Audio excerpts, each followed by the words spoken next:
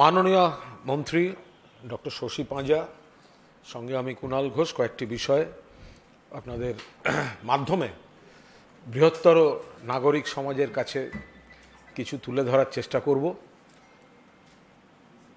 দেখুন, প্রধানমন্ত্রী নরেন্দ্র মোদী তিনি কিছু কথা বলে গিয়েছেন।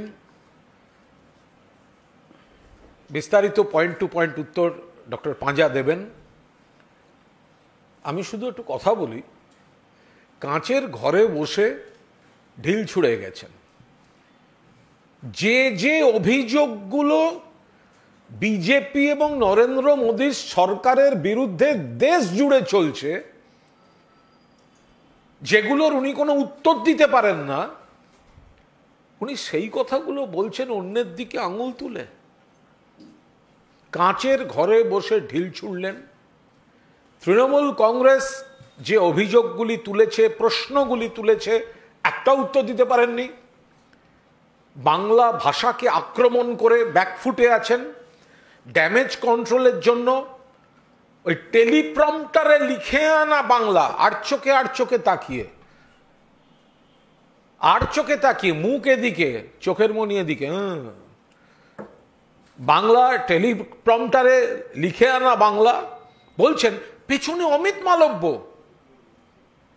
যিনি বলেছেন বাংলা ভাষা কোনো ভাষা নয়, বাংলা ভাষা মানে বাংলাদেশি ভাষা। যে বলছে বাংলা ভাষা ভাষা নয়, তাকে পাশে নিয়ে টেলিপ্রম্পটারে লিখে আনা বাংলা বলে উনি কি বোঝাতে চান? বলছেন দুর্নীতি নিয়ে।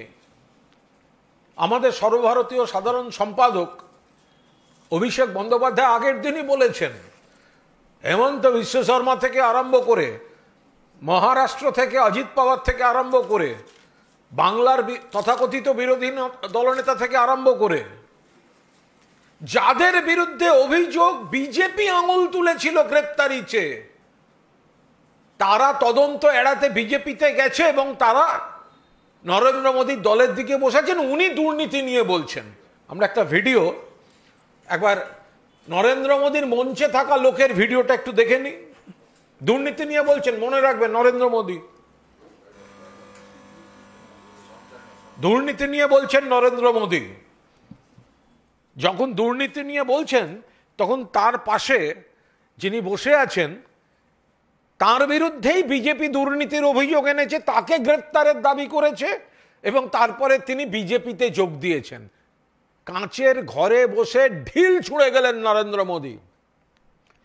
যাতায়াত করতে পারেন। বাংলায় গোহারা হারবে বিজেপি। আমরা 16 সালে দেখেছি, আমরা 21 সালে দেখেছি আব কি বার 200 পারের ডায়লগ। 24 সালের লোকসভা নির্বাচন, বাংলায় বিজেপি কমে গেছে, তৃণমূল বেড়ে গেছে।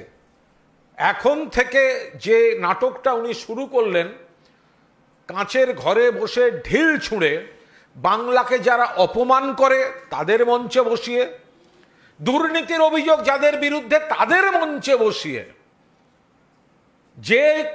যেখানে বিজেপির সরকার আছে, কেন্দ্র থেকে শুরু করে ডাবল ইঞ্জিন সরকার, প্রত্যেকটা জায়গায় দুর্নীতি, অপশাসন, নারী নির্যাতন। কাঁচের ঘরে বসে ঢিল ছুঁড়ে গেলেন। বাংলায় উনি যতবার আসবেন, তৃণমূলের আসন সেই অনুপাতে বাড়বে। নরেন্দ্র মোদী আজকে লিখে রেখে দিন, চতুর্থবারের জন্য মাননীয় মুখ্যমন্ত্রী মমতা বন্দ্যোপাধ্যায় সরকার গড়তে চলেছেন এবং রেকর্ড, আন্ডারলাইন করে রাখুন, রেকর্ড সংখ্যক বিধায়ক নিয়ে তৃণমূল কংগ্রেসের সরকার হবে, যেখানে চতুর্থবারের জন্য মুখ্যমন্ত্রী হবেন মমতা বন্দ্যোপাধ্যায়। আপনি যতবার আসবেন, আপনি অমিত শাহ যারা আসবেন, তত তৃণমূলের আসন বাড়বে। আজ তো আবার প্রকাশ্যে অমিত শাহের উপর অনাস্থা জানিয়ে গেলেন নরেন্দ্র মোদী। কি বলেছেন? ঘুষপেটিয়া বাড়ছে। ঘুষপেটিয়া কি করে বাড়তে পারে? দেশের সীমান্ত যদি অরক্ষিত হয়, সীমান্তের দায়িত্বে কে? বিএসএফ। কোন দপ্তর? স্বরাষ্ট্র দপ্তর। মন্ত্রীকে অমিত শাহ। বাংলা সীমান্ত নিয়ে যদি দুজন, ত্রিপুরা সীমান্ত দিয়ে 20 জন ঢুকছে, কয়েকদিন আগে ধরা পড়েছে রোহিঙ্গা সহ, ডবল ইঞ্জিন সরকার, কাঁচের ঘরে বসে ঢিল ছুটছেন। যতগুলো উনি অভিযোগ ভিত্তিহীনভাবে তোলার চেষ্টা করেছেন, প্রত্যেকটা অভিযোগে বিজেপি নিজে অভিযুক্ত। কাঁচের ঘরে বসে ঢিল ছুঁড়েছেন, আর থুতু ওপর দিকে ছুঁড়লে সেটা নিজের মুখে পড়ে নরেন্দ্র মোদী। আপনি বাংলার দিকে যা যা অভিযোগ করতে চেয়েছেন তার প্রত্যেকটার উত্তর আমাদের কাছে রয়েছে। আপনার উত্তর দেয়া যেগুলোর উচিত ছিল, আপনি একটা প্রশ্নেরও উত্তর না দিয়ে আপনি একটি রুটিন বিবৃতির নাটক করে চলে গেলেন। সবশেষে যে প্রকল্পগুলো করতে এলেন মমতা বন্দ্যোপাধ্যায়, প্রাক্তন রেলমন্ত্রী, তার তৈরি করা, একবার অন্তত তার নামটা তো বলা উচিত ছিল বাংলার ঘরের মেয়ে।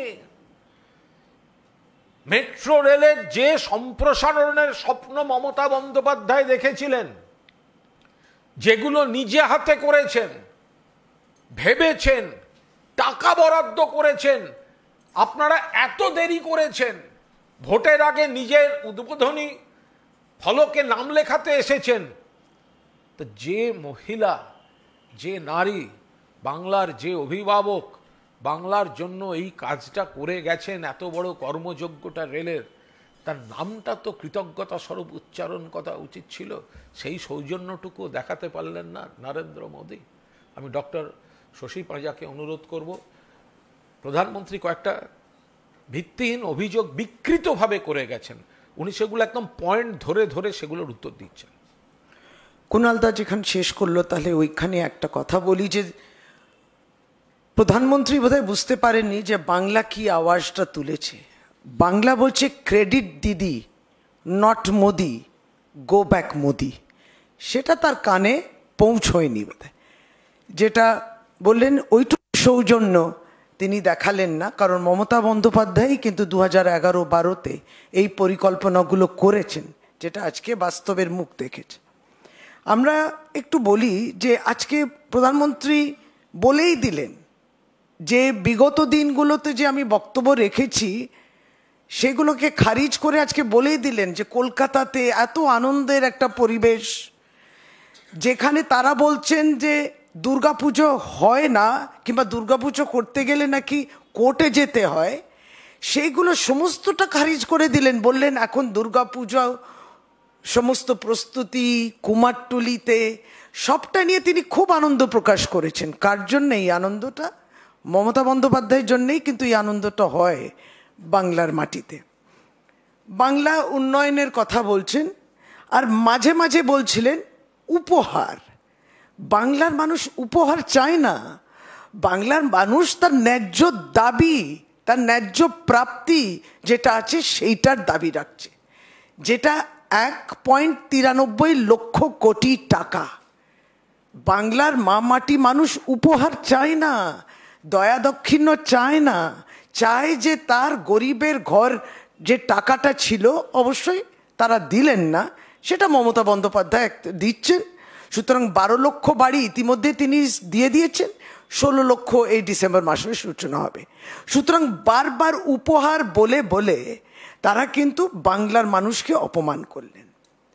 তৃতীয়ত, আমরা তো অবাক হয়ে গেলাম যে দেখলাম আমন্ত্রণ পত্রতে প্রথমে লিডার অফ অপোজিশনটাকে, বিরোধী দলনেতাকে, সেটা তো 2 জন হলো। তো এটা একটু আমরা একটু বুঝলাম যে আমরা কি ঠিক এতদিন বুঝতে পারিনি যে বিরোধী দলনেতাকে, কারণ আমন্ত্রণ পত্রতে 2 জন ছিল বিরোধী দলনেতা। সে যাই হোক, তারা ঠিক করে নেবেন, মঞ্চে 2 জনেই ছিলেন। কিন্তু তার সঙ্গে একজনের আবির্ভাব দেখলাম, তার নাম রভনীত সিং বিট্টু। এতদিনে আমরা জানলাম তিনি নাকি, আজকে জানলাম, রেলের MOS, minister of state for railways. এতদিন আমরা জানতাম না। আমরা জানতাম এই মানুষটাকে, যে সদ্য লোকসভাতে যখন অল ইন্ডিয়া তৃণমূল কংগ্রেসের এমপি, মহিলার এমপিরা প্রতিবাদ করছিলেন, তখন তিনি এই রভনীত সিং বিট্টু গিয়ে তাদেরকে ধাক্কাধাক্কি হেনস্থা করেছে। তবে না বুঝলাম যে যদি মহিলাকে আপনি অপমান করেন, ভারতীয় জনতা পার্টি তাদেরকে প্রাইজ দেয়।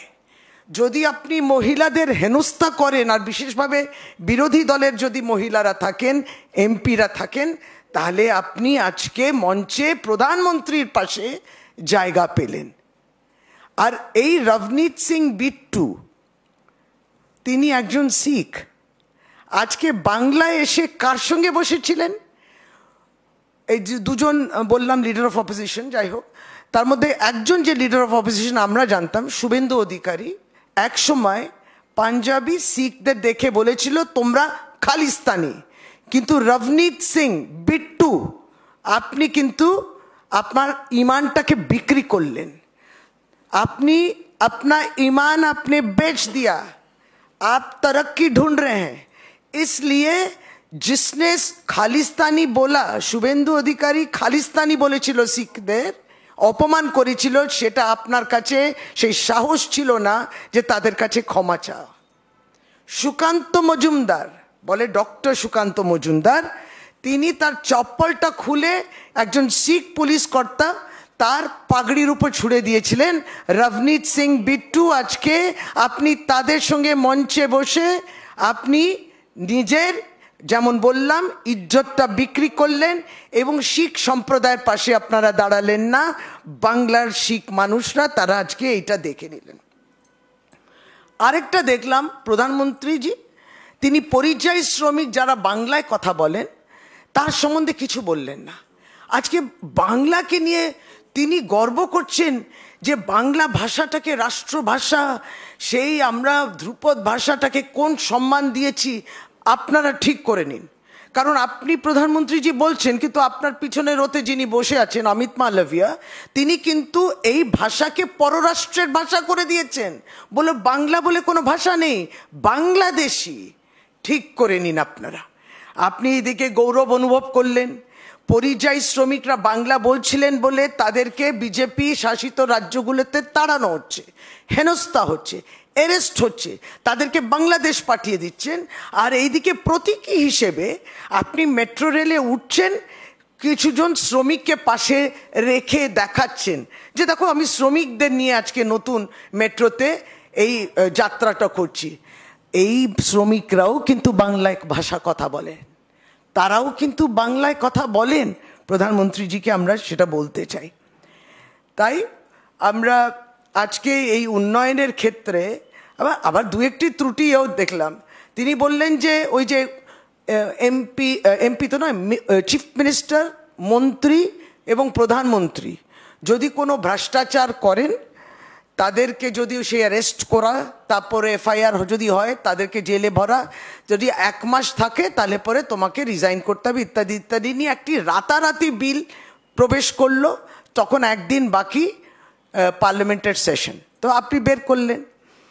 কিন্তু তারপরে আবার আমরা অদ্ভুতভাবে দেখছি যে তিনি বলছেন যে দেখুন, যেটা বিহারেও বললেন সভাতে, আজকে এখানেও বলছেন যে সাধারণভাবে সরকারি কর্মচারীরা যদি তাদের বিরুদ্ধে অভিযোগ থাকে তাহলে 48 ঘন্টার মধ্যে যদি এই অভিযোগ থাকে এবং পুলিশ তাকে নিয়ে যায় তাহলে তাদের নকরি চলে যায়।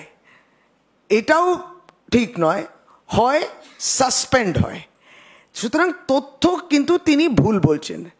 আমাদের বক্তব্য, আমাদের নেতৃত্ব এটার বিরুদ্ধে লড়ছে এবং সেদিনকে যে প্রতিবাদটা করেছে পার্লামেন্টে, লোকসভা এবং রাজ্যসভায়, এই বিলটার পরিষ্কার কথা তিনি আজকে বলছিলেন। ভ্রষ্টাচার বিরুদ্ধে তার কত লড়াই, ভ্রষ্টাচার বিরুদ্ধে লড়াই নাকি এইটা আপনি অপোজিশন লিডারদের বিরুদ্ধে বলছেন যাতে তারা ওয়াশিং মেশিনে ঢুকে পড়ে আজকে আপনার মঞ্চে বসে থাকতে পারেন, এটাই তো বুঝি। সুতরাং কি আপনি, are you trying to eliminate corruption or are you trying to eliminate the opposition? এটাই আমাদের প্রশ্ন। এবং রেকর্ডটা কি বলে?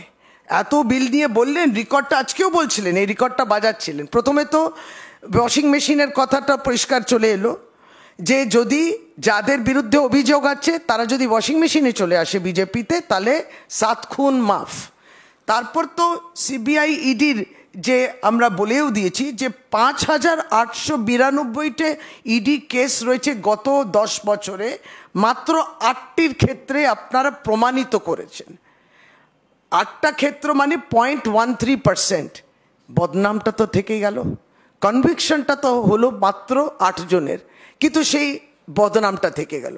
সুযোগ করে নিলেন, আইনটা আনার চেষ্টা করছে, অবশ্যই এটা আইন হবে না, এটা আপনি জেপিসিতে ফেলেছেন, সবটাই ডাইভার্সনারি। এসআইআরে এমন ধাক্কা খেয়েছে, এমন মানুষ সারা ভারতবর্ষে প্রতিবাদ করছে, বাংলায় এসআইআর বিরুদ্ধে প্রতিবাদ হচ্ছে, সোচ্চার হয়েছেন, তাই জন্যে ভারতবর্ষকে যদি অন্য একটা পথে চালিত করা যায় সেই চেষ্টা, তারপরে এই জেপিসিতে যাওয়া, সেটা তো কোনো দিনই হবে না, আমরা সেটা জানি।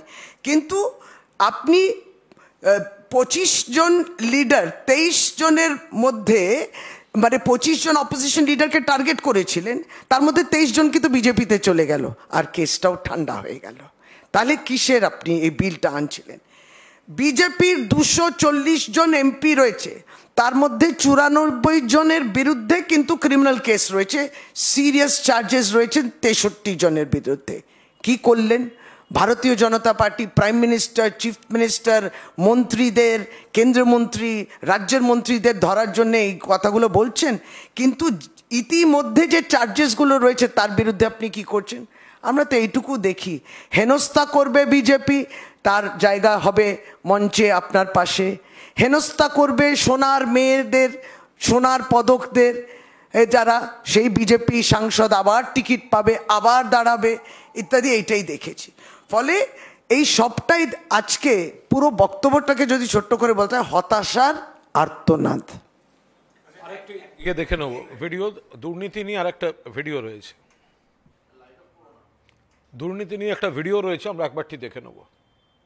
इस बार लोकसभा में भाजपा सरकार एक बहुत बड़ा एंटी करप्शन बिल लेकर आई है। मंत्री हो, मुख्यमंत्री हो, अरे इतना ही नहीं, प्रधानमंत्री को भी सख्त कानून के दायरे में लाया हूं, सख्त कानून के दायरे में लाया हूं, सख्त कानून के दायरे में लाया हूं। তো তাহলে সারা দেশে যে যে রাজ্যে যে যে অন্য দলে থাকা নেতার বিরুদ্ধে বিজেপি দুর্নীতির অভিযোগ এনে গ্রেফতারি দাবি করেছিল, যাদেরকে তারা কোলে করে আবার তাদের দলে নিয়েছে, তো ওনার হিম্মত থাকলে একদিনের নোটিশে যাদের বিজেপি একসময় তো গ্রেফতার দাবি করেছিল, তাদের মধ্যে অনেকের বিরুদ্ধে কেস তৈরি হয়েছে, অনেকে গ্রেফতার হয়েছেন, আবার অনেকে গ্রেফতারির ভয়ে দলবদল করেছে, কিন্তু বিজেপি যাদের যাদের বিরুদ্ধে আঙুল তুলেছিল, আগে বিল আনার আগে বিজেপি তাদের দল থেকে এক্সপেল করে দেখাক যে এদের বিরুদ্ধে দুর্নীতির অভিযোগ বিজেপি এনেছিল। অসমে এনেছে, মহারাষ্ট্রে এনেছে, পশ্চিমবঙ্গে এনেছে, অন্য জায়গায় এনেছে, কর্ণাটকে এনেছে। তাদের যখন বিজেপিতে নিয়েছে হোয়াইট ওয়াশ, আগে তাদের এক্সপেল করে দেখাক দল থেকে, তারপরেরটা তারপর বলবে। আর একটা ভিডিও দেখাবো, কদিন আগে যে বলছিলেন যে ওই বাংলায় দুর্গাপুজো হয় না, আর আজকে আনন্দের সঙ্গে বলছেন দুর্গা, আমি যখন বলছি তখন দুর্গাপুজোর মহল শুরু হয়ে গেছে, আমেজ শুরু হয়ে গেছে। আচ্ছা, তো ফলে ওটা আমরা ওটা খুব জোর দিয়ে দেখাতে চাইছি যে বিজেপির মিথ্যাচার যুগে যুগে কিভাবে ঘুরে যায়। যে বিজেপি বলতো দুর্গাপুজো হয় না, সেই বিজেপি দুর্গাপুজোর মুখে এসে তারা বলছে যে এখন তো দুর্গাপুজোর উৎসবের মরশুম শুরু হয়ে গেছে। তার মানে বাংলা সম্পর্কে গতকাল তারা যা মিথ্যা বলেন, আজকে সেখান থেকে সরে আসতে হয়, আজ আবার একটা নতুন মিথ্যা বলেন, আগামীকালকে গিয়ে সেটা থেকে সরে আসতে হয়। সবশেষ একটা কথা বলেছেন, বাংলার কাউকে আর বাইরে যেতে হবে না, এত নাকি ওনারা এত সব আশ্বাস টাশ্বাস দিচ্ছেন কাজের জন্য, বাংলার কাউকে বাইরে যেতে হবে না। প্রথম কথা, বাংলা থেকে যে বাইরে যাচ্ছে আজ যাচ্ছে না, যুগ যুগ ধরে যাচ্ছে, এবং বিভিন্ন এলাকায় খুব স্পেসিফাইড টেকনিক্যালি সাউন্ড এক একটা ইন্ডাস্ট্রিতে তারা খুব দক্ষ হয়ে যায়।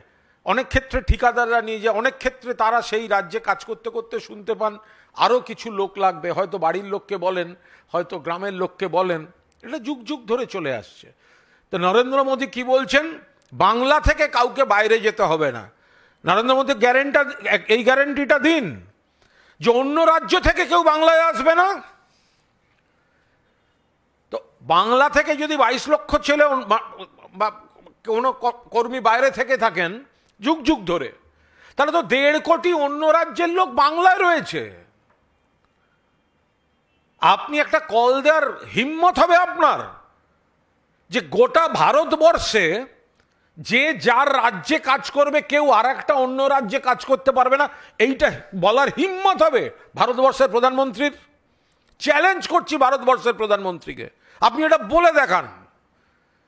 আপনি একটা কল দেওয়ার হিম্মত হবে কিনা যে ভারতবর্ষে যে যা স্টেটেই কাজ করবে তাকে অন্য স্টেটে কাজ করতে যেতে হবে না। আপনার রাজ্য গুজরাট থেকে কজন আছে এখানে? ভালো আছেন, তারা সবাই মিলেমিশে ভালো আছেন। তাহলে শুধু বাংলাকে আপনি কিন্তু ইঙ্গিত করবেন না। মনে রাখবেন, লকডাউনের সময় প্রথম যে শহীদ হয়েছিল 13 বছরের বাচ্চা মেয়েটা জামলো মাকদাম, সে কিন্তু ছত্তিশগড়ের মেয়ে, পরিযায়ী শ্রমিক, কাজ করতে গেছিল তেলেঙ্গানার ক্ষেতে, হেঁটে বাড়ি ফেরার সময় মারা যায়। ফলে এক রাজ্য থেকে আর এক রাজ্যে কাজ করতে যাওয়া এটা বহুদিন ধরে চলে আসছে। বাংলার দিকে আঙুল তুলে এত বড় মিথ্যাচার কিন্তু করবেন না।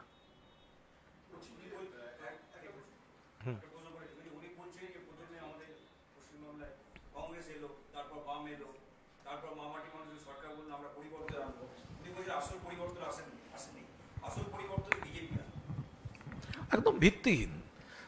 এটা একটা বলতে হয় বলা, একটা রুটিন কথাবার্তা বলতে হয় বলা। তার কারণ বাংলার মানুষ তো এটা দেখতে পাচ্ছেন যে যেখানে বিজেপি আছে সেখানে কি হচ্ছে, কেন্দ্রীয় সরকারে কি হয়েছে। নরেন্দ্র মোদী যেদিন এসছিলেন পেট্রোল ডিজেলের কি দাম ছিল, আজকে পেট্রোল ডিজেলের কি দাম। স্বাস্থ্য বিমা, জীবন বিমার উপর 18% জিএসটি বসিয়ে বসে আছে। মমতা বন্দ্যোপাধ্যায়, তৃণমূল কংগ্রেস আপত্তি করছে, অভিষেক বন্দ্যোপাধ্যায় আপত্তি করছেন বলে এখন সরাতে হচ্ছে। যেগুলো ডাবল ইঞ্জিন সরকার, সেগুলো কি খারাপ অবস্থায় গেছে বিজেপির। সেখানে নারী নির্যাতন থেকে শুরু করে, সেতু ভেঙে পড়া পরপর থেকে শুরু করে, অপশাসন, দুর্নীতি, ল অ্যান্ড অর্ডার সমস্ত মানুষ দেখতে পাচ্ছেন। ফলে এমনিতেই তারা মানে কোনো অবস্থাতেই বিজেপিকে সুযোগ দেওয়ার কথা দুঃস্বপ্নেও ভাববেন না। সবচেয়ে বেশি বেকারত্ব তো বিজেপি শাসনকালে, তারা আবার চাকরি দেবে। Didi, while Prime Minister was addressing this rally, as he spoke during this Independence Day, he spoke. Hello, am I audible? Yes. He spoke about the infiltrations. He said that Bengal is a bordering state and the demography is being changed, and the infiltrators have to leave Bengal. So, how do you see this comment? I see that the fingers are all pointing to him, or the government of India and the Home Minister at the center, because if, as they claim, the infiltrators are there, they're trespassing the borders are guarded by the Border Security Force. So you cannot blame any state for it. Or least of all, you have to, you continue to blame West Bengal because of political reasons. So if you can recognize the infiltrators, and if you can recognize the Rohingyas, please look into the matter. It is a matter which rests with them, with the Home Affairs Department, and he has to. In fact, when he said that when they said Border Security Force should increase their jurisdiction from 15 to 40 kilometers, 15 kilometers is not being guarded. Leave alone 40 kilometers. So this is just he is trying to shift blame. He also came down heavily against all opposition parties, stating that the BJP government introduced an anti-corruption bill in this Lok Sabha session. Particularly, he is like two things about this. One is it is diversionary because they are facing severe backlash over the SIR issue, because they are facing severe backlash because our chairperson Mamata Banerjee and also the All India General Secretary have said that if you thought that the electoral lists were so faulty, then let everybody resign and let's have a fresh round of elections. So they have faced a severe backlash when you delete 65 lakh voters in Bihar, Supreme Court telling them to accept the Aadhaar. So these are all there. So this was basically a diversionary idea, and it is more than obvious they don't even have that 2/3 majority to bring about a constitutional amendment. So it was going in the direction of the JPC, and that's what they wanted, and they wanted to conclude the session. Lastly, Prime Minister No, flagged off. in addition to that, please. they have taken all those leaders against whom once they had made specific corruption allegations, but later all those joined Bharatiya Janata Party. So, first, Mr. Prime Minister, you first expel all those political leaders of your party who came from other parties and against whom your party rose voice demanding arrest, inquiry, investigation, etc. First you expel them. So which proves that it was not to eliminate corruption, but to eliminate the opposition. Madam Prime Minister flagged off multiple metro projects today, but never mentioned about Chief Minister Mamata Banerjee, because these metro projects are considered as the brainchild of Mamata Banerjee as well. He also wrote this on the Twitter. How do you see this? This is absolutely documented that when Mamata Banerjee was the Union Railway Minister, these projects were then conceptualized, and even the budget was allocated for it. That time there was a railway budget separate. So this is something that she had dreamt about in 2011-12. So as far back as that. You are here in West Bengal, Honorable Prime Minister, but very unfortunate to not acknowledge the contribution of the previous Union Railway Minister, who is now the Chief Minister of the state. This too we saw. Very unfortunate. He pushed for a change in Bengal, stated and time and again chanted slogan that "Bachte chai, BJP tai." No. So, he's absolutely wrong in his approach, because he kept on saying his statements were as if he's patronizing. He's giving a gift to the state. The state doesn't want gifts.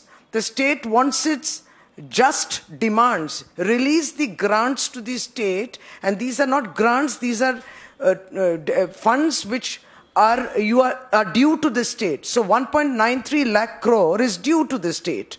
You have stopped everything for political reasons. You've stopped the construction of the houses of the Bengal, the Awas Yojana. You've stopped the 100-day scheme. So everything is politically connected. You are trying to gift this, but we don't want gifts. We are all for development. We were all very worried for the entire nation. He's talking about Ghuspetia and infiltrators and blaming us. 200 kilometers, how did the terrorists get inside Jammu and Kashmir, come to Pahalgaon, kill the tourists, and then go back also? So if you are trying to control Ghuspetia infiltration, is this the way to do it? And you are blaming a state, but you couldn't control the terrorists. I mean, those answers are still, those questions are still unanswered, which Abhishek Bandyopadhyay had asked the Prime Minister. And you talk about corruption. Never, we have always said, give us a white paper. Where have we, where has there been corruption of the funds which you have allocated to the state? No white paper. So these are just Hawaii mein baatein. Hawa mein baatein. একটা প্রশ্ন কুনাল দা একটা প্রশ্ন আপনারা যখন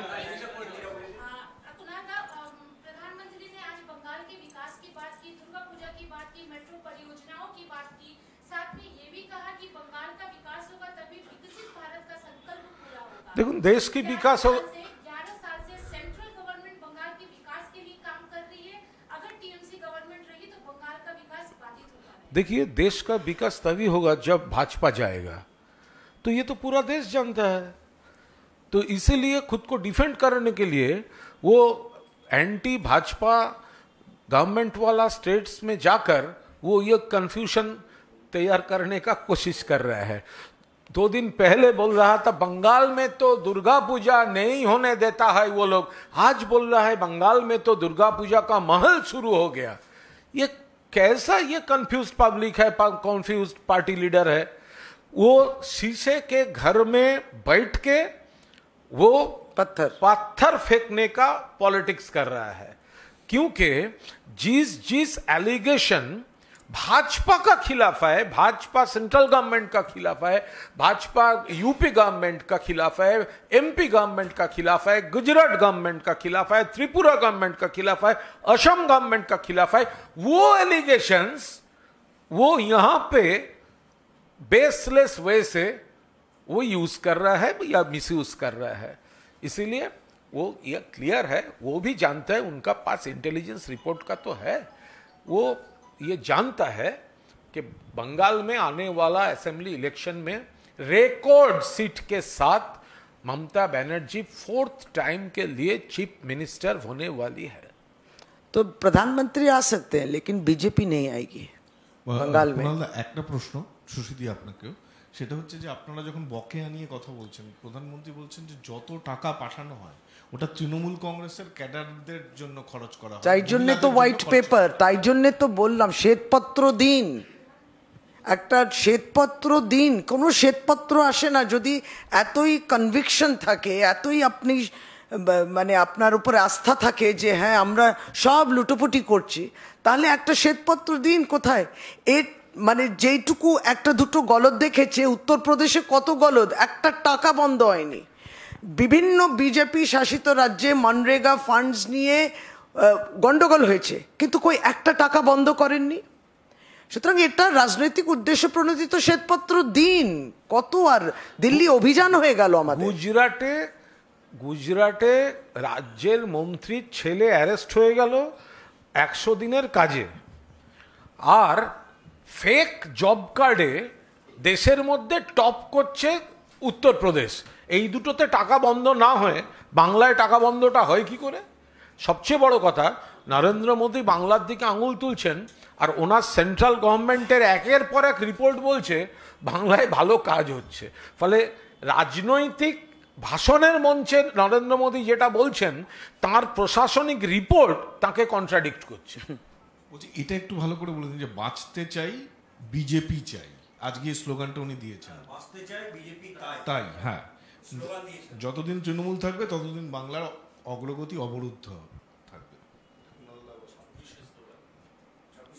কোনটা? বাঁচতে চাই ওনার slogan এটা।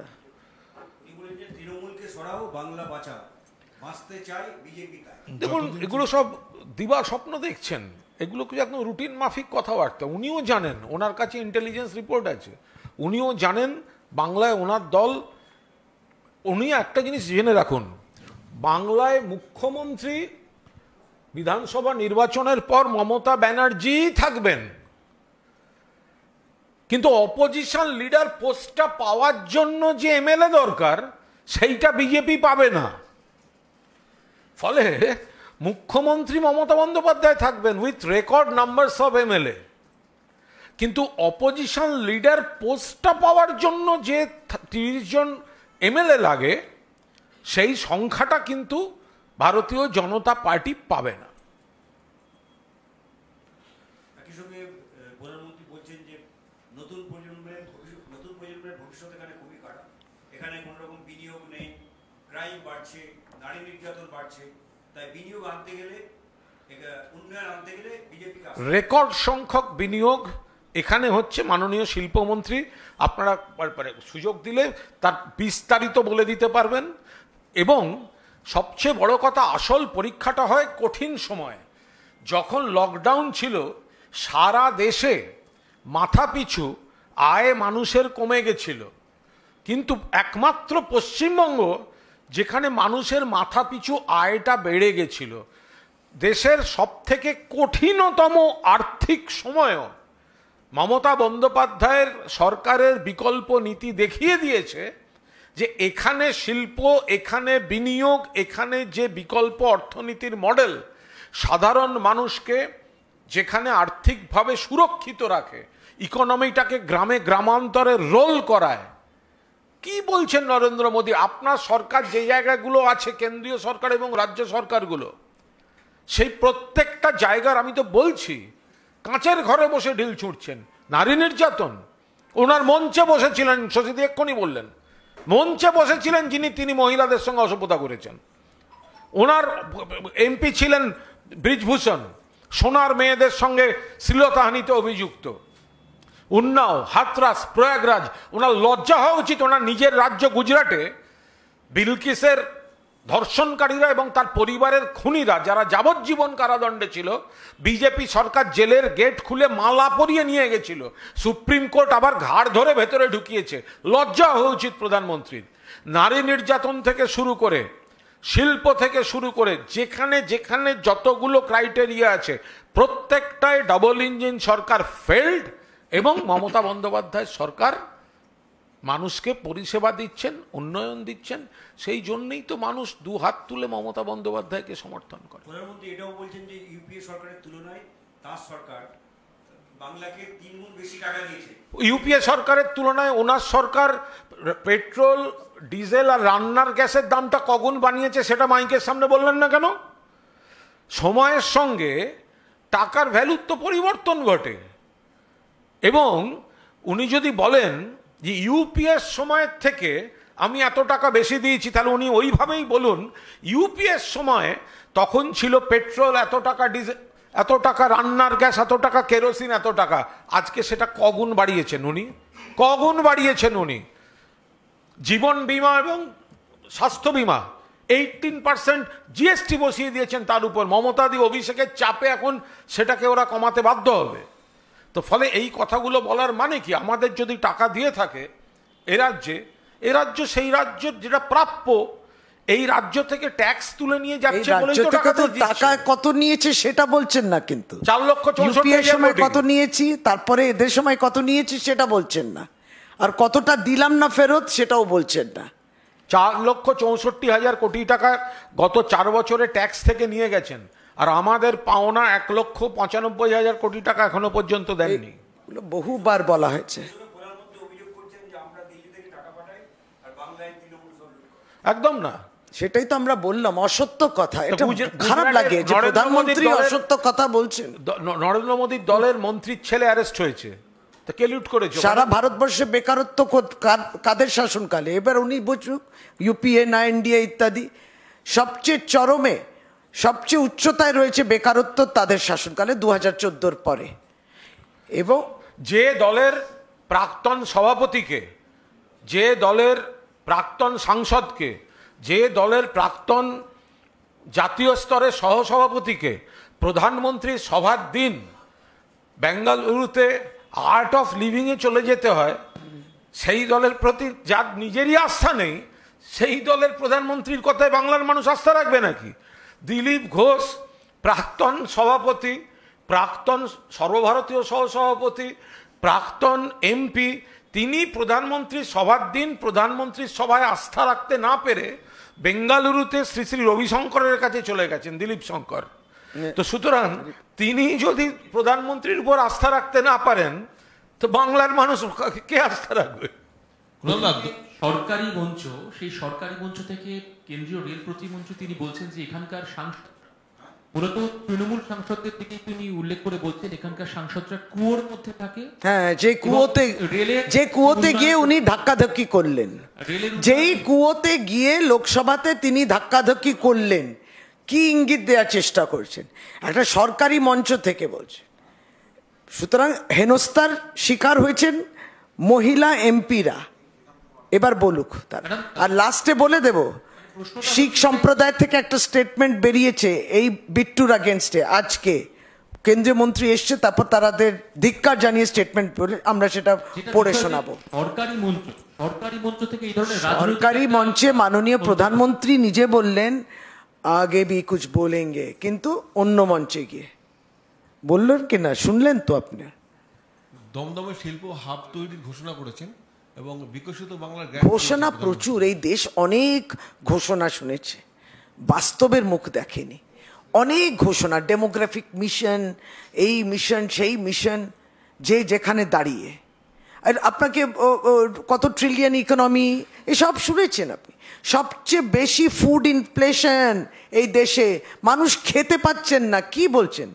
কৃষি প্রধান দেশ, কৃষকের আত্মহত্যা এত হয় কেন, যেটা বাংলা হয় না? বাঁচতে চাই বললেন তো।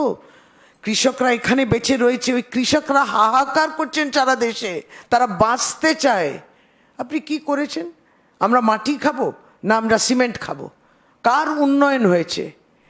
যারা, আপনি তো স্ট্যাটিস্টিক্স আপনার প্রত্যেকে তথ্যগুলো দেখেছেন, যে কোভিড কালেতেও এক শ্রেণী, তাদের বিরুদ্ধে আমাদের কিছু বলা নেই, কিন্তু কিছু মানুষ ওই সময়েও কিন্তু অনেক বেশি ধনবান হয়ে গেল, অনেক টাকা রোজগার করলো। এই এতটা আনইভেন, আনইকুয়াল, এইটা ডেভেলপমেন্ট বলেন উনি? এটাকে উন্নয়ন বলেন? আপনারা কিন্তু মুখ্যমন্ত্রী সমস্ত সকলকে নিয়ে উন্নয়ন করেন, সোশ্যাল ইনক্লুশন, ইনক্লুসিভ ডেভেলপমেন্ট তিনি বলেন। এটাই তফাৎ। না তো একটু ওইটা একটু জোর দিন না, যে এই যে আঙুল তুলছেন, একটা বিল আনছেন, করাপশন সরাতে চাইছেন, এটা তো সরকারের ব্যাপার, সময় লাগবে।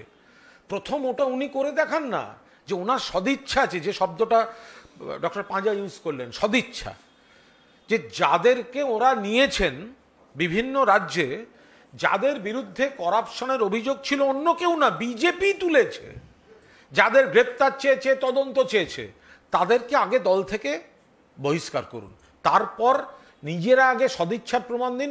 এরপরে তো এইটা 2/3 মেজরিটি, অমুক তমুক, এ তো পরের কথা হচ্ছে। কিন্তু আপনাদের যে সদিচ্ছা হচ্ছে, আপনি দুর্নীতিগ্রস্ত যাদের গ্রেপ্তারি চেয়েছেন তাদেরকে দলে নিয়ে, মঞ্চে নিয়ে, দলে বসিয়ে, সরকারে বসিয়ে, কোন কোন রাজ্যে আপনি বড় বড় জ্ঞান দেবেন দুর্নীতির বিরুদ্ধে, এটা তো হতে পারে না। আপনি আগে আপনার দল থেকে দল বদলু অভিযুক্ত দুর্নীতিতে জড়িতদের দল থেকে বহিষ্কার করে তারপর এই বিল নিয়ে কথা বলুন। Thank you. না, অন্য আজকে আর বলবো না।